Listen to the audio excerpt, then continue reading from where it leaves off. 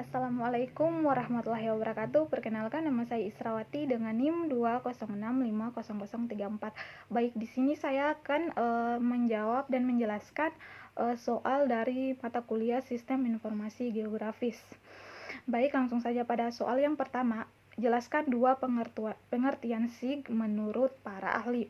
Yang pertama ada menurut Esri 1990, SIG sebagai suatu kumpulan yang terorganisir dari perangkat keras komputer, perangkat lunak, data geografi, dan personil yang dirancang secara efisien untuk memperoleh, menyimpan, mengupdate, memanipulasi, dan menganalisis dan menampilkan semua bentuk informasi yang bereferensi geografi.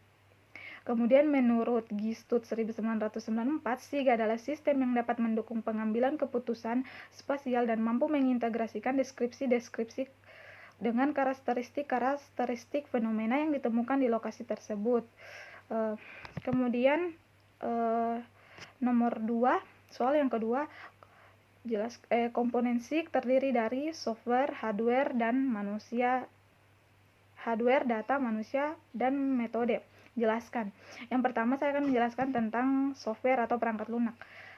Perangkat lunak yang digunakan untuk melakukan proses menyimpan, menganalisa, memvisualkan data, baik data spasial maupun non-spasial. Kemudian perangkat lunak harus terdapat dalam komponen software SIG adalah aplikasi untuk memasukkan data dan memanipulasi data SIG, kemudian ada database manajemen sistem, kemudian ketiga ada aplikasi untuk menganalisa data-data, dan yang keempat ada aplikasi untuk menampilkan data dan hasil analisa. Kemudian lanjut pada yang kedua, yaitu perangkat keras atau hardware. Perangkat keras SIG adalah perangkat fisik yang merupakan bagian dari sistem komputer yang mendukung analis geografi dan pemetaan. Kemudian perangkat SIG terdiri dari beberapa bagian untuk menginput data atau mengolah data dan mencetak hasil proses.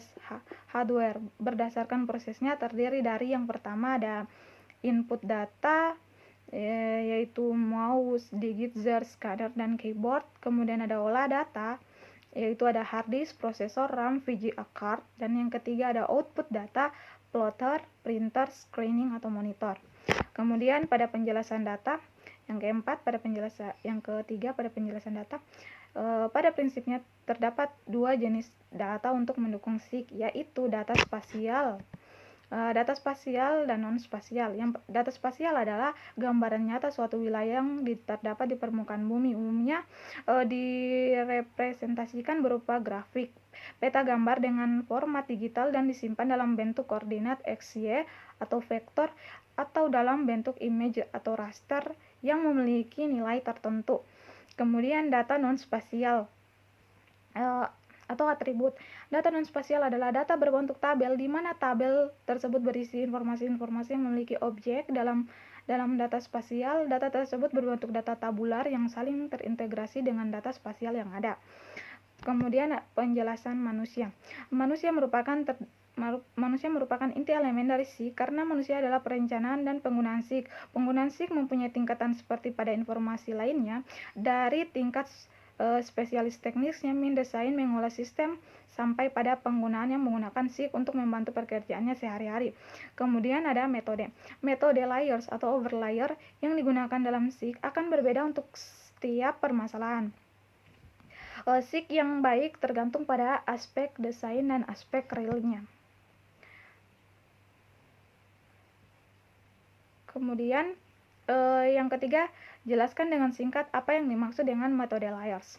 Nah, overlayer adalah prosedur penting dalam analisis SIG. Teknik superimpose atau overlay adalah kemampuan untuk menempatkan grafis satu peta di atas grafis peta yang lain dan menampilkan hasilnya di layar komputer atau pada plot. Secara singkatnya, overlay menampilkan suatu peta digital yang lain beserta atribut-atributnya dan menghasilkan peta gabungan keduanya yang memiliki informasi atribut dari kedua peta tersebut. Kemudian yang keempat ada,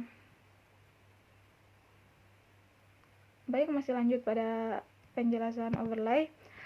Pemahaman bahwa overlay peta minimal 2 peta harus menghasilkan peta baru adalah hal mutlak.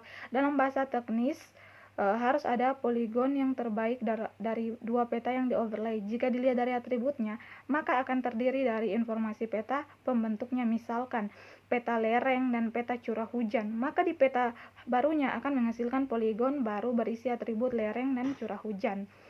Teknik yang digunakan untuk overlay peta dalam SIG ada dua, yaitu union dan intersect. Jika dianalogikan dengan bahasa matematika, maka union adalah gabungan, intersect adalah irisan. Hati-hati menggunakan union dengan maksud overlay antara peta penduduk dan ketinggian. Secara teknik bisa dilakukan, tetapi secara konsep overlay tidak. Kemudian soal yang keempat, jelaskan subsistem dalam SIG. Subsistem SIG terdiri dari data input, data output, dan data manajemen. Keempat, data manipulasi dan analis.